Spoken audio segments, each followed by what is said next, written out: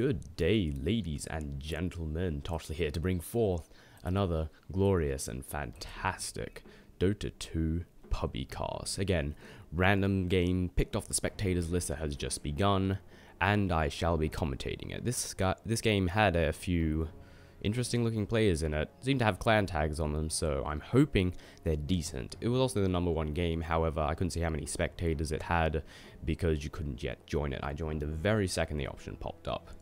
And here we are on the pick screen, which I still believe is currently bugged for spectators, so I can't actually see anything unless someone randoms. If someone randoms, you can see it. However, if they don't random, you can't see it. So I'm going to have to wait till the game actually begins before I can go through what each team is picking. Bit of a nuisance, but it's something that we're just going to have to deal with. Has randomed no hero? Am I seeing that right? Yeah, again, beta is beta. Pick screen a little bit buggy for the spectators, bit of a nuisance, but oh well, it's something we're going to have to deal with. Some might be wondering, why aren't I commentating their actual professional games? Well, I feel like something a bit more laid back as of right now, because my Dota 2 analysis, very, very, very weak. So I want to practice it. I'm going to practice it on this crappy game here.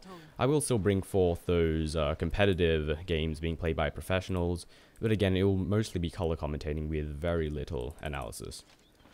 But anyway, let's take a look at the picks. On the Dire side, we have Dragon Knight, Weaver, Storm Spirit, Tidehunter, and Lion. And over here on the Dire, we have Quap, Queen of Pain, a Morphling, a Clinks, Ogre Magi, and Venomancer. Now my guess, Queen of Pain will be making her way to the solo mid, while on the Dire side, ooh, I'm not sure what we're going to see exactly. We could see Storm Spirit in mid, or maybe he'll jungle. Maybe Tidehunter will go mid. His ultimate, very good in team fights. Want to get that up as soon as possible. Clinks looking like he's going to be soloing top with, or maybe Ogre Magi will be joining him. I'm not too sure. He might just be sitting back there to block the creep wave, while Ogre Magi checks for runes and checks for any early scoutingness. Venomancer and Morphling going to be going down the bottom. Venomancer most likely going to be playing support, babysitting that Morphling so he can get nice and fed, but protect him so he doesn't get taken down. Ooh, what else do we have? So Tidehunter seems to be going hop alongside Weaver, and indeed Storm Spirit going mid, checking over runes here down in the bottom side by the Dire. Will any pop? We will see. Runes at bottom, it's double damage. Who's going to pick it up first? I think they both have vision. Morphling probably had vision from it up here. Seems the Dire are going to pick it up first. Lions guarding and making sure the enemy team does not get a hold of it. This is the most exciting part at the beginning of this game. Tide forms in and picks it up. And the double damage animation is not playing, but that Lion's going to fall very, very fast. Tries to get a stun down there, but it isn't enough to save him. Picking up first blood there for the Dire. A nice first kill. Venomancer picking that kill up, actually. That must have been a bit of a mistake. Morphling could have most certainly used that kill a lot more. He's the one going to be the carry, so Venomancer not doing a great job at babysitting by stealing that kill, but there's no excuse for it. It's actually really stupid. It shouldn't have happened. But then again, that's what you get with a Pubbie game. Sometimes they're just bad with bad players. This is sort of the risk that you take. Dragon Knight looking like he's going to fall very fast. Stun going to come in from the Ogre Magi in just a moment if he tries to get away. Morphling picking up the kill on that one, securing another kill there for the Radiant side.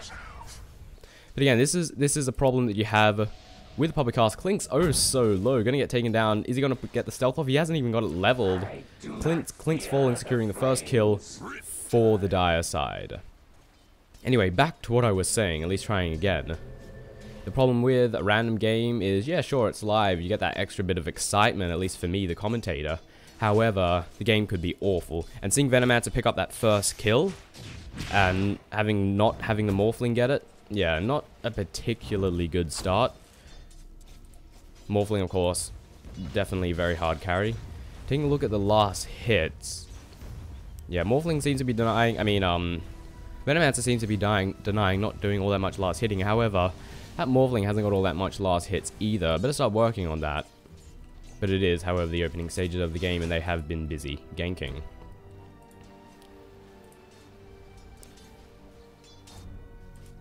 So is Ogre Magi jungling? No, he's just pulling the creep camp. Didn't actually know you could pull that creep camp, but there you have it. Everything's being fairly passive thus far. Seems Queen of Pain and Storm Spirit trading hits whenever they can. Queen of Pain can do that. With the Shadow Strike, she will come out ahead, but Lion comes in out of that nowhere. Hex going down, stun going down. Queen of Pain now running out of there. Tidehunter coming in from behind, getting stunned there by Storm Spirit, and dropping like an absolute stone, bringing the score to 2-all.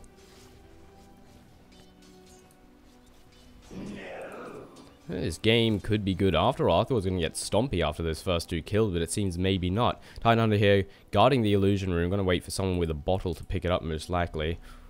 Or, assuming anyone does have a bottle. Now, I'm really surprised that Queen of Pain didn't blink out of there. Had many opportunities to do so, but looks like we're going to have a gank on that Clinks. Is the Clinks aware? Not at all. That Clink's going to have a very bad time. Weaver coming in from the front with Lion coming in from behind. Pops his stealth and manages to get away. Venomancer on the chase on that Dragon Knight. Dragon Knight being a bit silly there. Surprisingly, the Venomancer let him get that low. Well, the Dragon Knight let Venomancer get him that low. And I'm actually surprised Venomancer didn't go a little bit further ahead and try and secure a kill. But I guess it was a bit risky. Seems Storm Spirit, Queen of Pain, trading hits when they can. But again, that Shadow Strike there coming in from the Queen of Pain definitely puts her ahead at any moment where they exchange right clicks. Clink's not in a good situation, really. I guess he can last hit and I guess he can deny, but... See Weaver, right-clicking on him, doing a little bit of damage. However, that stun coming in on the Weaver is going to force him to retreat, eat a tree, get his health back.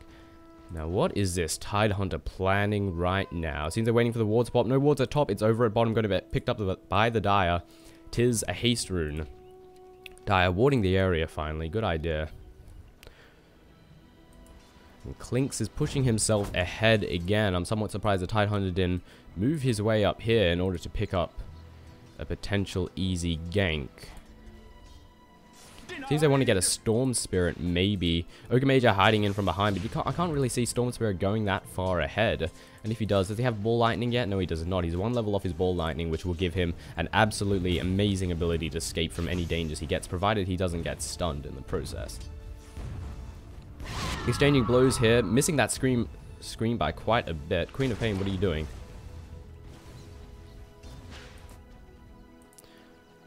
Only a couple of hits there.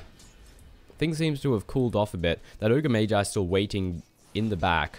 Waiting for the Storm Spirit to push ahead, even in the slightest, so it can try and pick up a gank. But you can't really see the Storm Spirit pushing that far ahead. He's not that silly. And in a few moments, their opportunity to gank is going to disappear when Storm Spirit picks up his ultimate, which allows him to get away from any ability really easily. And considering the only person with a stun here is Ogre Magi, he could escape from that fight easily. Yeah, Queen of Pain can blink, but Storm Spirit can blink further. Link's doing a good job hiding in the back. He's getting last hits where he can. Doesn't want to get too far ahead because bad things will happen. Lion coming in from behind from the river, but Clinks is way too far back to his tower. He has absolutely nothing to worry about. But it looks like the Dire are going to push that top lane. Still trying to get that kill. Waiting for Storm Spirit to move forward close to the tower, but again, not happening. With Dragon Knight could have been in a potentially bad situation with Venomancer hiding there in the jungle, but it seems he backed off and they lost their opportunity to pick up a gank. In the meanwhile, pushing back this creep wave and taking down the top tower for the Radiant side. Clinks comes in, does a little bit of right-click damage to the Weaver, and it seems to have forced them back off. Storm Spirit with a haste rune looking like he wants to try and pick up a gank, but he sees that they're all there defending the top tower, so he should just return to the middle lane and get some farm. Successfully defended their top tower, the Radiant has indeed done. Curious as to what Storm Spirit might be building. What's the Queen of Pain? Both have bottles, they're both on rune control. Storm Spirit seems to be doing a better job with the currently bottled invisibility, and he's the last one that picked up the haste as well. Waiting for a gank here, Lion and Tidehunter, but very intelligently, Venomancer pops down a room, giving them vision of that area and making it completely safe for them.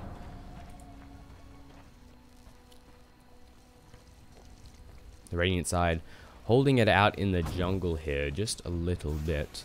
Seems they want to have a bit of retaliation, push that tower back, placing a ward down in this location here. Once again, very smart move, give them a bit of vision and prevent any possible ganks from coming in. It seems they're going to continue to push this lane, so if they don't try and reinforce, this top tower, things might go pear-shaped, and it won't be looking good for the Dire. Taking a gander at the XP and gold graphs, seems the Radiant are ahead by a surprising lead despite the fact that the kills are pretty much even. I'm going to assume the Radiant have considerably more farm. Tidon not in a particularly good situation, get hit by the Nova, getting hit by the Orb, getting hit by all of Venomancer's damage over time effects, and he's going to get taken down. Venomancer stealing the kill once again, taking it from Clinks, who is no doubt a carry. It seems a bit unwise, to be entirely honest. But then again, I have just noticed that Clinks and Morphling, of course, both carries. So we seem to have 2 carries. Again, this is not a properly organized professional game. This is just a Pubbie game. Line just dropped like a stone, it seems. I didn't even realize. But Dragonite comes in, wants to get a bit of revenge. Is it going to happen? I don't think so. With Queen of Pain ability to just blink away. Tidon coming in, but it's not going to be enough. Simply blinking away. Should have popped that Ravage. Storm Spirit coming in, getting stunned.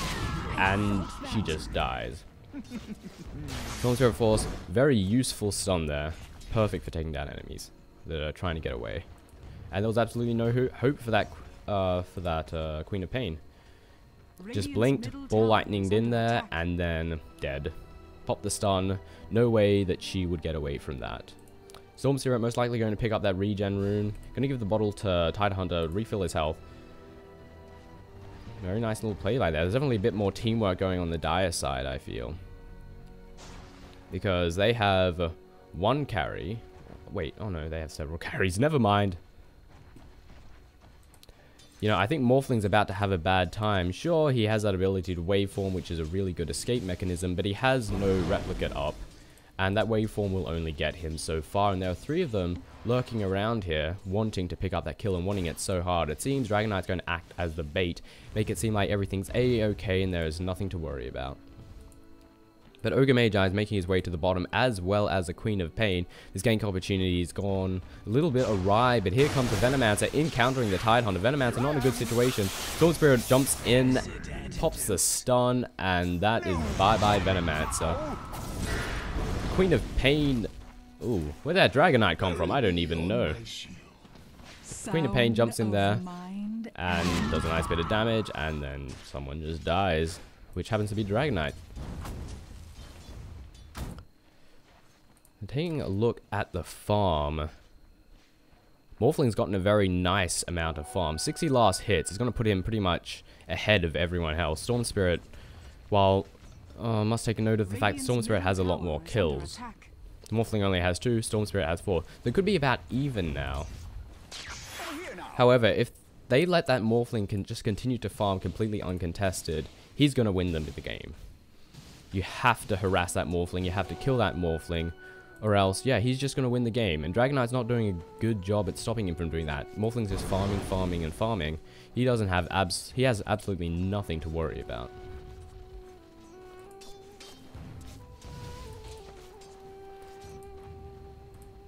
Now, I'm sorry for my lack of ability to actually properly analyze something. I'm looking at everyone's items and I'm thinking, oh, I could totally go what he is building into. However, I just can't seem to do it.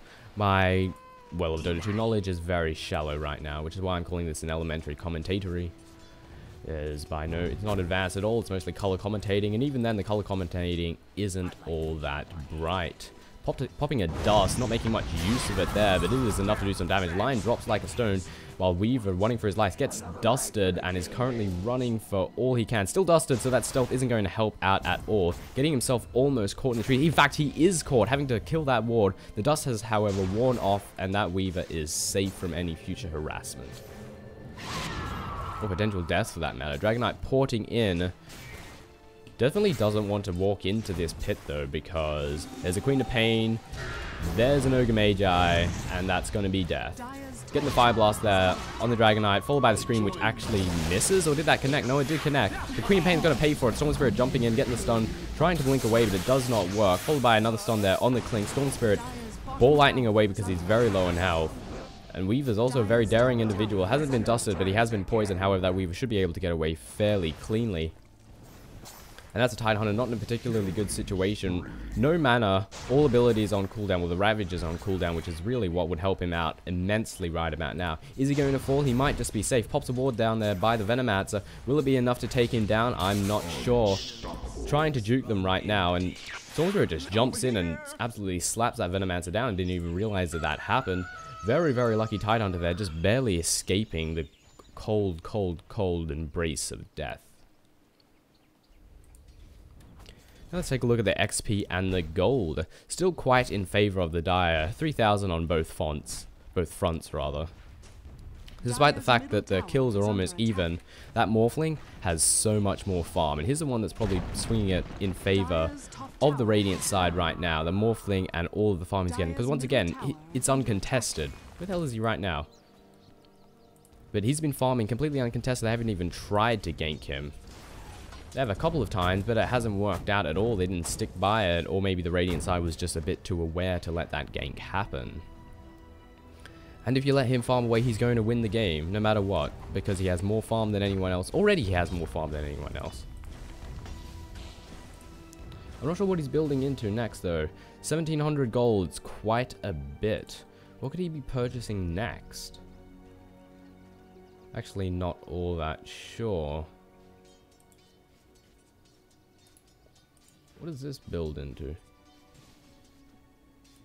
Oh yeah, Sanj seems logical. Building into a Sanj and then a Sanj and Yasha seems like a good idea, but over in the middle there's a bit of action going on. Blinking away, just barely avoiding Storm Spirit's wrath right there. Did he have his stun available? He did. That would have meant bad things for the Queen of Pain right there, but that blink just saved her life, absolutely. And it seems as Morphling continues to farm the bottom lane, they're going to push the middle.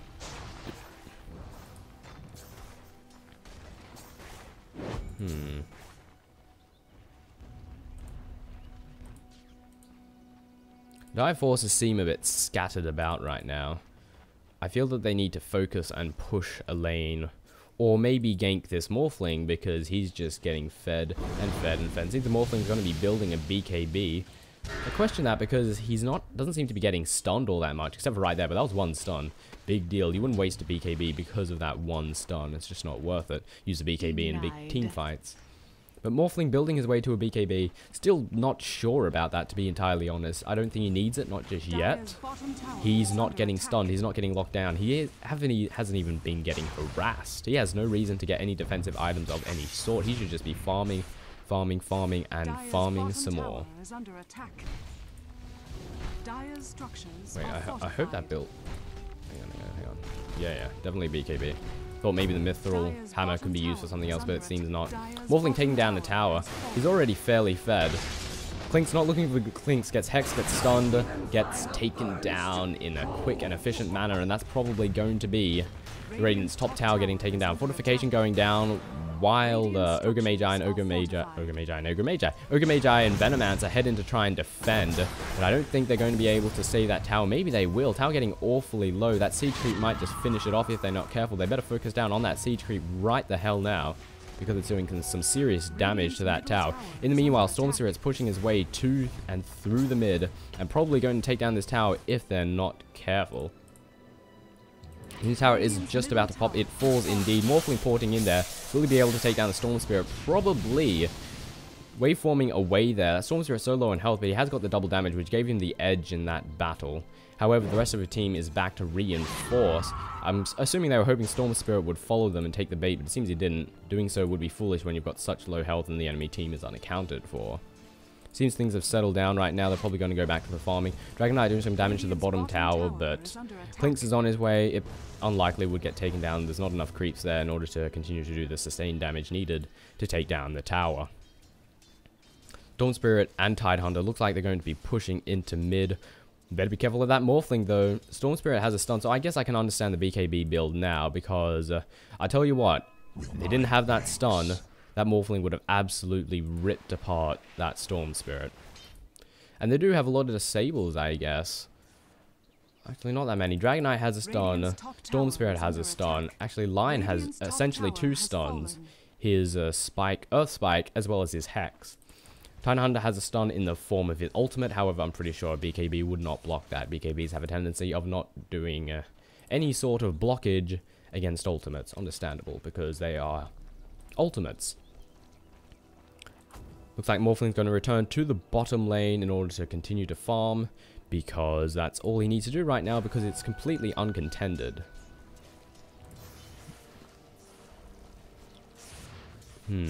Storm Spirit pushing the middle lane here. Probably going to die, but over in the top, Queen of Pain in bad position, but can easily blink away, jumping into the trees. Not the wisest of ideas. Hex going down, Sun's going down, Death going down there on that poor, poor Queen of Pain.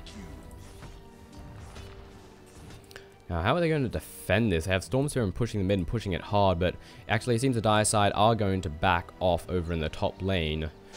Maybe take a moment to recuperate and get back into the game. I'm actually surprised they're not pushing that lane as hard as they possibly can, considering the Radiant forces are sort of split all over the place as of right now. Also backing off, letting Clinks get a bit of free farm. Venomancer and Weaver duking it out. Weaver popping off the invisibility, getting a few right clicks there on the Venomancer, but nothing particularly major happening. Venomancer getting a little bit of free farm, not that he necessarily needs it, over on this creep wave. Again, really surprised that the Dire side aren't pushing this lane, but I guess they want to sit back and get a bit of farm. No harm in that at all. Storm Spirit picking up a haste rune could potentially be useful for ganks, but over in the bottom we have Storm Spirit versus Storm Spirit. What an interesting match. Ugh. So it seems Queen of Pain and Clink's going to push this middle lane, try and take down that tower, which should be easily accomplishable. Storm Spirit doing a good job at taking down that creep wave though. So maybe it won't be as easy as it seems, but it looks like the forces who are at the top are making their way to mid. Clink's popping the invisibility and going to go ahead and do a little bit of scouting to see exactly who is where and what are they doing. In the meanwhile, the Radiant side are going to take down this creep camp. It seems they attempted to stack it and did not succeed. I'm pretty sure this observer ward right here prevents them from spawning because it gives a vision of the camp. Or maybe the plague wards over here did that. Oh, Tidehunter and... Oh, damn.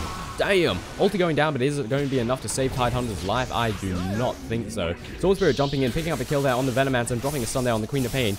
Queen of Pain going down in relatively quick. He's actually blinking away and picking up the kill there on the Tidehunter. Storm Spirit now in a very bad situation. Is going to use that haste rune and run the hell out of there. Weaver coming in, wants to see if he can pick off any stragglers. That's a very low HP Ogre Magi that could potentially fall, but the Plague Wards are going to give them warning of that. Well, that was just the wrong place at the wrong time just then.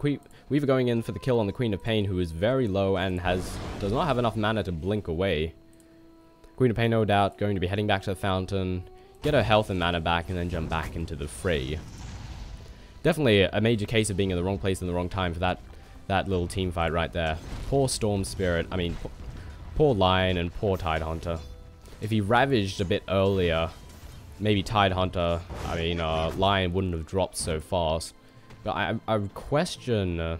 actually, never mind.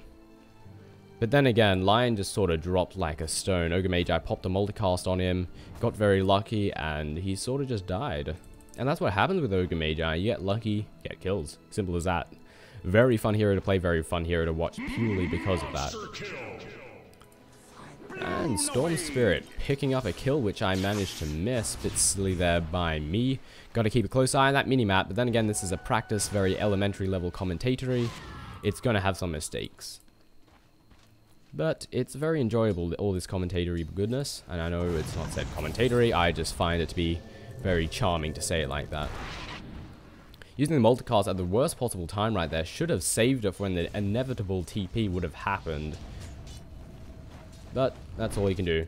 Popping down a sentry ward there, knowing that there's a Weaver hiding, and looking to get a kill. In the meantime, Storm Spirit popping an invisibility rune, chasing after that Queen of Pain, being followed very closely by a Tidehunter and Lion, who have popped a smoke of deceit. Queen of Pain not in a good situation at all. Same is said for Ogre Magi. Doesn't get any luck there. Morphling Tide forming in and absolutely dropping that Storm Spirit.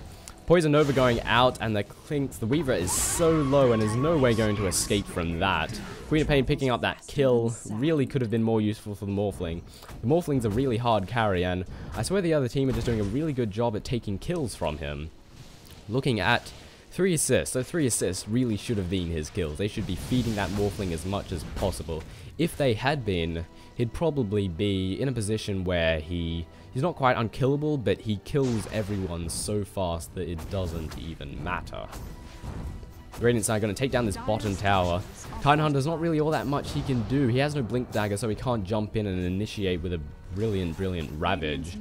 And there aren't really all that many enemy teams to back him up. They've got a lot of teamfight capabilities, the Dire side, but they're just not in a good situation. That Morphling's too fed. He was in the bottom lane and he just farmed away with absolutely no contestation at all. No one tried to stop him, no one tried to harass him, he just got free farm, and as a result, he's nice and fed. Ogre Magi getting a couple hits there by the Tidehunter. Will he get away most likely, but stun going down there on the Ogre Magi might spell the end for him. Hex going down, ulti going down. Ogre Magi falls, but they're going to pay for it as a result. What the hell? Where'd the Queen of Pain go? Where'd the Queen of Pain go? I just saw her jump in and I don't know what just happened there. Bad commentating by me. That Tidehunter is so low. I'm sure the Queen of Pain wants to pick up that kill, but jumping in there could spell sudden death. But here comes the Morphling. Tide forming in there, doing a little bit of damage, but getting the Hex there by the Lion, and the enemy team backing off. Very good play there, right there. That's where the BKB would have been handy, actually. What I said before about me questioning the use of a BKB, the building of a BKB, I was definitely wrong about that one. I can see now why you want to pick up a BKB, because they do have a lot of stuns. Of course, Morphling wasn't getting shut down all that much because no one was trying to shut him down. Morphling's just getting free farm. And that's why I'm almost certain the Radiant's going to win this game. Despite the kill advantage, the Radiant have a considerable lead in golden XP, and it's all because of that Morphling. Taking a look over at the score screen, 132 last hits. That is eclipsing absolutely everyone else. Their other carry, all of their carries are fairly low on last hits. He's also doing a great job of denying. 56 denies. He probably didn't even need to, but denying actually probably did. It definitely put that Dragon Knight behind who was laning against him. Dragon Knight not even attempting to deny at all. 4 denies, very pitiful, and only 57 last hits. This game is definitely in the Radiant's favor. And hey, if they had given all that feed to the Morphling, ooh, he would be even fed even more. He would be destroying the enemy team right now. But right now, once again, in the bottom lane, getting some free farm. Doing a good job. And what is he building into? I'm not sure. Oh, Manta Style, of course. He could be getting an Eye of Skadi, but I'm thinking Manta Style. Manta Style plus Morphling works out very, very nicely. That's middle tower getting taken down there by the Queen of Pain. Not looking good for the Dire at all. Dragon Knight trying to pick up some lost farm. Is it going to help? Absolutely not. He's just too far behind. And again, Morphling. Look at this. No one's contesting him. Sure, there's a Weaver on his way. What is he going to be going to do? Morphling's too fed. No one's going to take him down. I mean, at least they're trying to stop him. They're probably realizing now, oh crap, that Morphling's gotten a lot of feed. We need to stop him. However, it's too late. This is what they should have been doing earlier in the game, is pressuring that Morphling and doing a bit of damage. Queen of Pain binks in, gets a Shadow Strike, gets a Scream, does a nice little bit of damage. Hex going down there on the Morphling. Lion doing some last hits, right clicks where he can, getting stunned there on the Queen of Pain, but now they're running for their life from the Morphling. Queen of Pain blinks in, gets a nice Scream of Pain there on the Lion, finished off by the Morphling, who just barely dodges that Ravage using the Tide form. Popping the BKB, Swarm Spirit runs for his life. Gets a stun there. Is he going to make it away? He does. No, he's so low, but I don't think he's going to survive this encounter.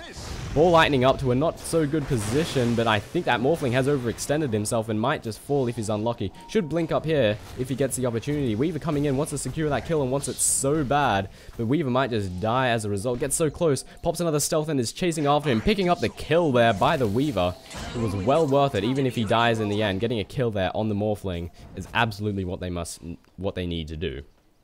And this gives them the opportunity, gives the Dire the opportunity to now do a bit of pushing, which is really what they need to do. Their main threat is that Morphling, who has just brought back into the game, so this advantage that they could have possibly capitalized has been nullified. It's going to push back that Morphling's Manta Style, which it was building towards, but it doesn't even matter anymore.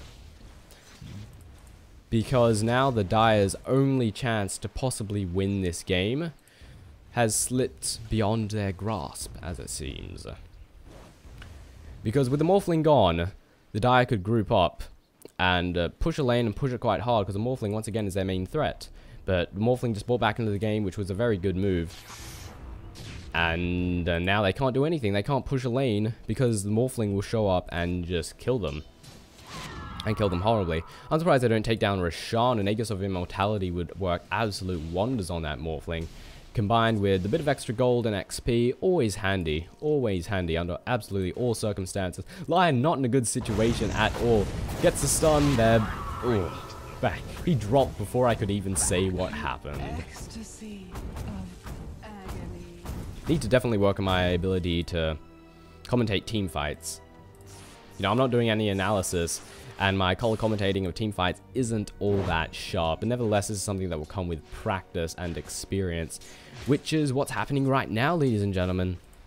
And it's fabulous, and it's fun, it's enjoyable. Morphling, once again, getting free farm. No one's contesting him at all. He's probably worked back the money that he used on that buyback. And, just missed another kill. Storm Spirit picking up a kill there, and looks like he wants to go for the Queen of Pain. Is it going to happen? Looks like it might. Tidehunter cutting her off there. No escape for her at all. Popping off the double damage. I'm not sure why that happened. There was no escape for her. She couldn't have blinked away. I forgot. I noticed there was silence on her. Should have figured it was an Orchid Malevolence. Will it be enough? Most likely not. But again, Morphling. Free farm. No one's contesting him. Can he get ganked? Probably not. Does he have a replicate up? He does not. Right now would be a good time to have a replicate up so he can go back to base when death rolls in, which is what is happening right now. But he's probably going to pop that BKB and kill off that Dragon Knight in a rapid fashion. Or maybe not. Oh no, he's trying to town portal back. He's not in a good situation now, taking damage from almost everyone. Going to try and tie waveform it out of there. Will he be able to make it? I have my doubts. He's working his way there, slow going down there, Hex going down there by the Lion, followed by a stun. Now they're just right-clicking him to death. Finished off by Lion's ultimate. And now they have another opportunity to take back this game. I was definitely thinking it was heavily in favor of the Radiant side, but they're not really capitalizing on that oh-so-fed Morphling. Not just yet. XP is now tipped in favor of the Dire side, however gold still in considerable favor for the Radiant. They definitely need to take action of the fact that Morphling is going to be out of the game for the next 40 seconds. In my opinion, I don't think they should be farming. I think they should be pushing a lane. Because Morphling's the one with all the feed. Morphling's the one that has the capability of just downright killing them all dead. So they should take advantage of the fact that he's not there, and in a team fight, as a result, they would lose. Because they don't really have that much team fight capability. Queen of Pain and Venomancer are the main source of AoE damage. Clinks is all right-click damage. Ogre Magi is more just killing off one target if he gets lucky. Oh dear, the Queen of Pain caught in a bad situation there, taken down in rapid succession there by the Storm Spirit. Not much luck for her. She was stunned, no hope of blinking out in there, and looks like he used the Orchid Malevolence, which was a 5-second silence, and increased damage being taken by the Queen of Pain, meant that there was no hope. I feel that this game is slowly slipping back in favor for the Dire side. I really feel that someone should have taken down Roshan. An Aegis of Immortality would be amazingly good for that Morphling. But I think this Weave is going to go down, very fast. Drops like a stone. Clink's picking up the kill there. This Clinks is getting a nice bit of feed too, it seems. Taking a look at the last hits, 121 last hits, a fairly reasonable number. But taking a look at the Morphling, 181 last hits. That is redonkulous. Massive amount of farm there on the Morphling. And once again, he's going to continue to free farm, but hopefully he doesn't do what he did before, where he just pushed ahead a bit too far. Clinks versus Tidehunter, who can right-click more, but with the addition of Lion to the fray, getting the Hex down, getting the stun, and getting the dead on that Clinks. Popping the stealth, but it is not enough for him to escape. In the meanwhile, Storm Spirit are going to take down this bottom tower there. Getting a nice bit of extra gold there for the Dire. Game is definitely slipping back in the hands of the Radiant side. Dire side, rather.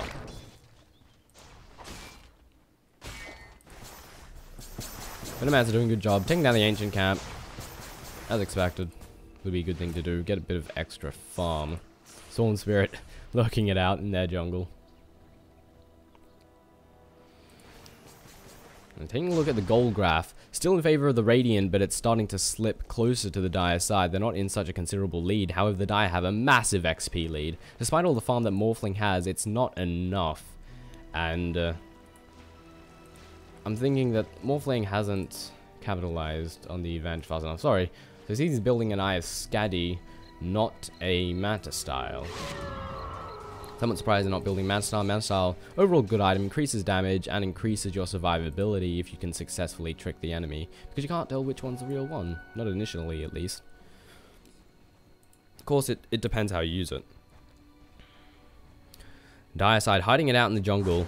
Looks like they want to pick up a gank on the next poor sucker that runs into it. Using the illusion, Storm Spirit using his illusions to scout out ahead. Seems they're going to come in from behind. They know that the Radiant side are all in that middle lane. Puts down a ward there to get some extra vision of the jungle. See if they can help them picking up some extra ganks. He's probably going to go back to the middle lane since that seems to be where they need to be.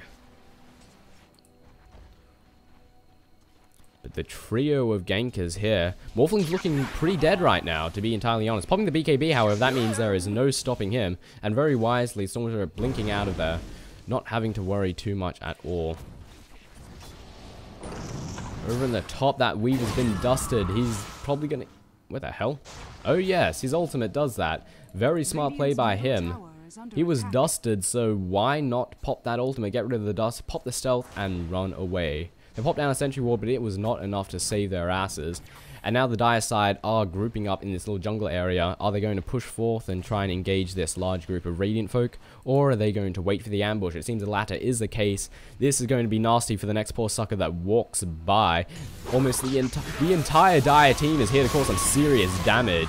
First to drop is the Ogre Magi, followed by the Venomancer. Queen of Pain dropped... No, Queen of Pain blinked away, actually. Lion took some serious damage there, but it doesn't really matter at all. Tidehunter blinking in there, popping off a Ravage, stopping that Clink from running away and taking a kill. Very nice work there by the Tidehunter. I think the hits from the tower, but who cares? That tower's going to fall, and it's going to fall hard. It's going to get some nice gold there for the Dire side. Dire definitely pushing this game back. Very nice team engagement by them. Worked out nicely in their favor. Sure, they picked up 1 kill, but they picked up 3. I'd say it was well worth it. Actually surprised that they're doing this well, to be honest, considering the amount of farm the Radiant had very early on in the game. Has Morphling picked up that Eye of Skadi yet? Not yet, it seems. What happened to his other ultimate orb? I'm not sure. And that poor Clinks dropped like a rock as he was over looking it out in the jungle. Sorry I missed that, folks.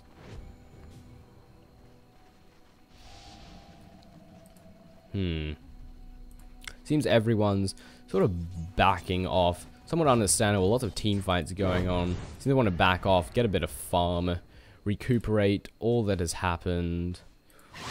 Or maybe Clinks wants to try and get a kill, or maybe he's just doing a bit of scouting. Clinks, of course, really good survivability there with his ultimate. Allows him to get out of pretty much any bad situation as long as he's not stunned. His ultimate, for those who don't know, brings you back 5 seconds in the past, essentially. So where he was 5 seconds ago, he will return to that position as well as whatever health and buff that he had at that time. Queen of Pain in the wrong place at the wrong time. Scrolling through a blinks in there. Gets a stun. No way of escape for the Queen of Pain as she's been silenced by the Orchid Malevolence and just sort of falls. And yeah, as I've said before, the Dire pretty much have this game in the bag. I was certain the Radiant were going to win considering the amount of farm, but it seems not. Getting a nice ×3 multicast there, but it's not going to help out. I don't think there's all that much way of them, of the Radiant side, pushing off this killer force over in the mid lane. Stormspirit going to check for the runes down the bottom, picking up a double damage. That would be perfect. And the Dire side, of course, having the runes warded. The only ward up for the Radiant is this one here by the Ancient Camp. Still a good place to ward, but more wards would help out. They'd also realize that that Storm Spirit is now an absolute killing machine. The Radiant side have come here to reinforce their bottom tower, but I don't know how well it would end. Ball Lightning going down in there, stun going down there on the Ogre Magi, and he's going to right-click him to death.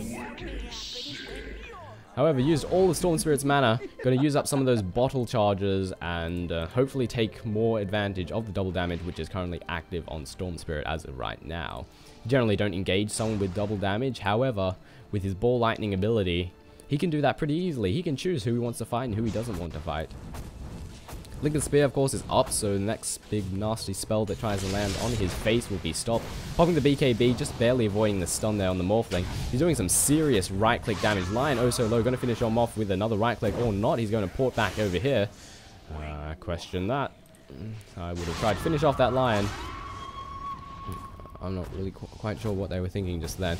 Weaver so very low. Queen of Pain popping random screen to try and finish him off, which he successfully does.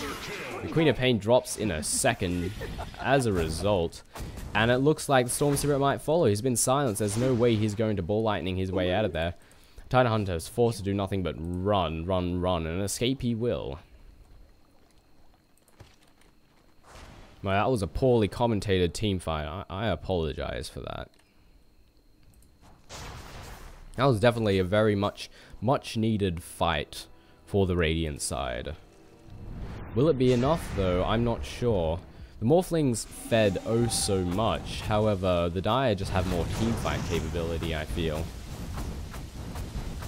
And they're doing much hotter on the teamwork as well. Rashawn going to drop very quickly. Tide Hunter's going to walk into the wrong place at the wrong time. Seeing that ward there, he knows that they're doing Rashawn. He knows that he should back off before he dies. Jumping into the woods here. Lion joining him. Looks like they want to pick up a gank. I'm not sure if it will happen there. I think there's a few too many of them here, but Storm Spirit jumps into the fray. Hex going down the Venomancer as followed by a stun, and he just drops. Orchid Malevolence going down on the poor Kling's going to take extra damage and going to be completely silenced. Gets finished off by Lion's ultimate. Actually not. Storm Spirit picking up the kill there. Absolutely perfect. Couldn't have gone any better, I must say. Storm Spirit thinking that's a real Ogre Magi is not, but the Morphling pops in absolutely out of nowhere. That was a pretty smart move using him as bait. But it might come back to bite him. Hex going down there on Morphling, followed by Lion stun. The Morphling drops like a stone. However, they have the Aegis of Immortality. But Ogre Magi, Morphling could still fall if he's not careful, but he pops the BKB. No stuns coming in, but he's so low. Tries to waveform it out of there. Will he successfully escape the gank? I don't think so. Maybe he will. Is Ravage up? I don't know. Morphling just scraping away there. Followed by Queen of Pain just sort of saying, hi guys, and then getting slapped. Not too good for her. And the Dire are going to capitalize on this advantage. We tilt them down on an injured Morphling to take down this middle tower and possibly a barracks. Fortification going down. Is it going to help? I don't think so. But that Morphling is going to be back on full health and back ready to join the fray. But I don't think it's going to be enough. They take the tower down. They're probably going to take a barracks too. There's no reason not to. Queen of Pain buying back into the game to try and get some sick AoE damage. But the Dire team has backed off. Or have they? Queen of Pain jumping in there, popping off the BKB and dropping that Dragonite like a stone. And seems to want to get the rest of them. Klink's running for his life as of right now. Does someone have a gem? I don't know. Lincoln Spear popping off from whatever dangers he was about to receive. Will he escape? I don't think so. Oh, he uses his ultimate, backing off, but it's not enough. Didn't even see him use his ultimate. Picking up a couple kills there for the Radiant. Will it be enough? They better capitalize on this advantage with two of their team members down. Because this is probably one of their only chances, I'm thinking. You should definitely push a lane, should definitely push it hard. Which seems to be exactly what they are doing. I think they might do a duo push. Good for Klinks, however, get a nice bit of extra farm, and extra farm is always handy. But meanwhile, a trio of death over here in the middle lane, going to take down this tower. Lion blinks in, gets a stun there on the Morphling. Is it worth it though? Followed by the ulti, does a nice bit of damage, but it is not enough. Morphling taking the kill up there. Morphling's definitely got a nice bit of feed, I must say. Does he have a Manta style? Where'd the illusions come from? He must have had bottled an illusion rune. Yeah, not the sickest move there by Lion. Jumping in, almost did it, but it wasn't going to happen. Things seem to be settling down as of right now. Or maybe not. Ogre Magi getting caught by a Storm Spirit stun and dropping like a stone, but Klinks is doing so much right-click damage to that Storm Spirit. Both want to take a gander at the XP. Tipped still in considerable favor for the Dire. Same with the gold. Radiant at a considerable disadvantage. Clinkz has definitely got a considerable amount of feed, doing absolutely massive amounts of right-click damage. In terms of farm, well, Morphling might be really fed, but the Dire side have a really good teamfight capability. They're doing great in all of their team engagements. They've got lots of AoE. They've got lots of AoE damage, as well as multiple stuns, which is definitely. I mean, Tidehunter's Ravage. If he wasn't there, teamfights would definitely be different. Lion's Hex and his ability to get multiple stuns off, definitely handy ability. Popping off a Smoke of Deceit, they want to pick up a gank by any small, unfortunate member who's lurking over in the jungle. Looks like it might be Clinkz, but maybe not. It must have a gem. In that vision of the Clinkz is gonna drop like a stone. I need to stop saying that. Yes, indeed, Tidehunter has a gem of True Sight. No escape for you, Clinkz. No escape indeed. And it seems the Dire side are going to push this bottom lane while the Radiant forces are sort of scattered all over the map. Morphling is in the middle of nowhere, Ogre Magi in the jungle, as is Venomancer, but it seems they realize what's going to happen, realize that this bottom tower is going to fall oh so quickly, and there's pretty much nothing that they can do. I'm thinking this is very, very GG-ish as of right now. Not sure if they can do all that much. Nice amount of plague wards here, but is it going to stop them? Nah.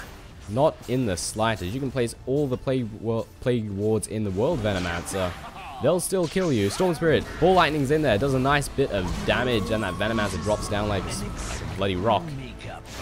Queen of Pain gets a scream off. Is it enough? It is not. Morphling Tide forms into there, pops the BKB and does a nice amount of damage. Dragon Knight falling absolutely oh so fast. All that stun there. And good lord, Lightning finishing off the ulti. BKB on the Queen of Pain, is it going to be enough? Absolutely not. Morphling didn't die. I don't even know how that happened. Lion oh so low. Lion getting finished off, but Morphling falls too. Who came out in that team fight? I'd say the Dire did. They killed off Dragon Knight, who isn't that significant, and Lion, who, while he's a pain in the ass to be against, oh, actually, Lion's a pretty considerable hero considering he has those 2 stuns. They took down Morphling, and that's really the big thing, that they took down Morphling. A Clinkz would have been nice too, but they take down the Morphling, that means that they've pretty much got no threat for the next 60 seconds. However, they're all fairly low in health, they're all fairly low in mana, they're probably going to back off, do a bit of recuperation, and then continue to do some damage. Why am I looking here? I do not know. Storm Spirit, very nice. Picking up. He has a Shivers? That's unexpected. And bad things might happen to the Clinkz. Probably going to pop that invisibility by the Storm Spirit and try and get a gank. However, the Clinkz can do some absolutely massive amount of right-click damage. He's got a nice bit of feed. But a Venomancer, that would be an easy kill, but I think in the meantime, Storm Spirit's just going to kill their Ancient Camp, get a nice bit of extra gold, nice bit of extra experience, and when he's done, he can pop a kill. Ball Lightning's in there, gets a stun there on the Venomancer. Clinkz going in to do some serious right-click damage. Storm Spirit, Ball Lightning's out of there and is pretty much safe. Jumps in, gets a kill, and retreats. Very nicely done. And they're not going to find him, not going to find him at all. Storm Spirit's very good at that. The Ball Lightning ability, a great escape maneuver, and a great offensive attack maneuver. You can jump in and jump out with ease. As long as you don't get stunned, you are A-okay. Lion, very daring, blinking in there, gets a Hex, gets the stun, gets the ultimate, gets the kills. Ooh. Ogre Mage just drops. I should stop saying drops like a stone. Nevertheless, they all kind of died. I don't think I've ever seen a lion that blink. Actually, I probably have. Never mind. And now that 3 out of 5 of their teammates are dead, the Dire are just going to duo push, it seems. Push the bottom, push the top. There are enough creeps there to take down that tower. Actually, Morphling and Clinkz are here. They're going to do some damage and probably fight back this creep wave. But the Dire side have all grouped up in the middle. That melee barracks is going to fall without a shadow of a doubt.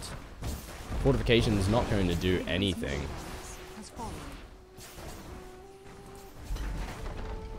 Well, Morphling does have a mad style. He didn't before though. God damn it. Taking down the barracks in the middle lane, this game is definitely looking very in favor for the Dire side.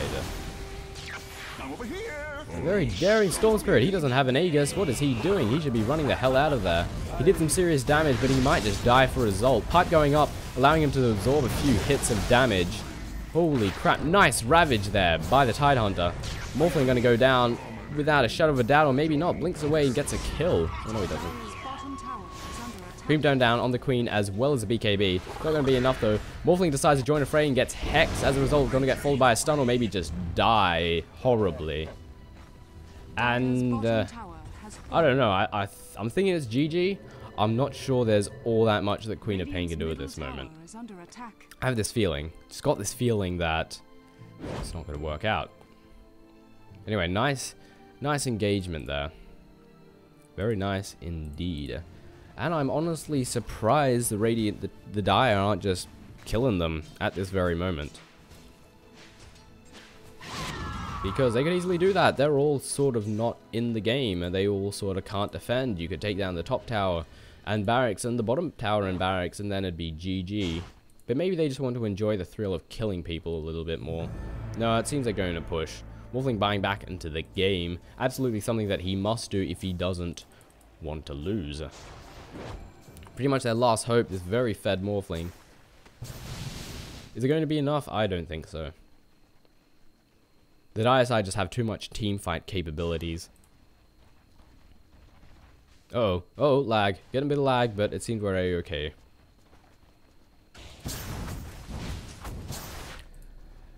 Looks like the Dire side. Storm Spirit are going to bottle the double damage. Very, very handy. And they're going to take down Roshan. Who's going to pick up the Aegis? I'm thinking Storm Spirit. Yep, Storm Spirit dropping the town portal. Without a doubt going to be picking up that Aegis of Immortality, giving him that extra bit of survivability. Very surprised he decided to use up that double damage. Sure, I'd let him drop Roshan faster, but it'd be certainly be far more useful in the upcoming team fight that is inevitably going to happen.